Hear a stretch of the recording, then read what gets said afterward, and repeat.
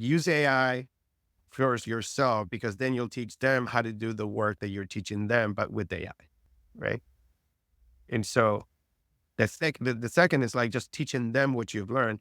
And then the third is, how do you survive post all of that? When everybody has learned how to use it, when it becomes native, right? Yeah.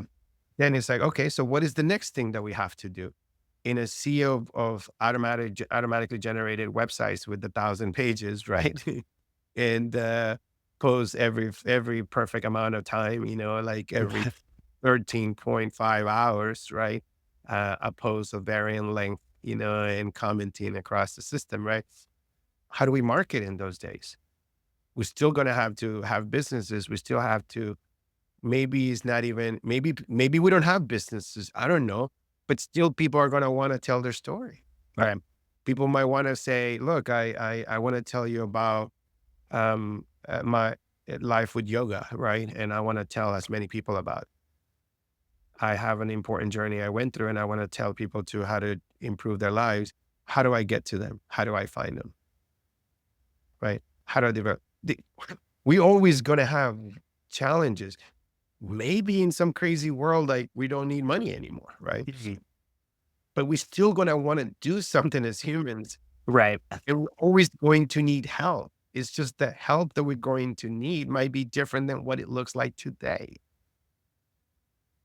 That's really interesting. I kind of want to ask you one final question. I think you got to a bit of this in your last response. Like, what is what advice would you give to all these agencies that are trying to navigate what you just talked about, both learning AI and also figuring out what does my business model even look like as these changes come about?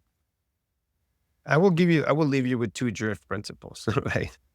Here is, I'm quoting my Bible. One, put the customer at the center of everything that you do. That's all you have to worry about.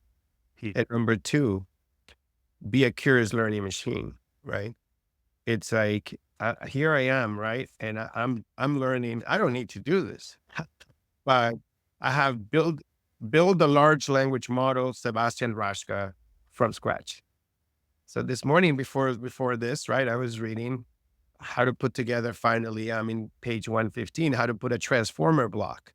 This is the a sequence of modules in a neural network that will combine all the information from the training content, like a dump of the web or something like that, to give you the weights and biases of a GPT like model. This is GPT-2, in order to be able to predict the next word in a sentence, right? And so here I am learning. Maybe I'm learning this to make money, but maybe I'm doing this learning just to learn and have fun. So be a curious learning machine, and have fun.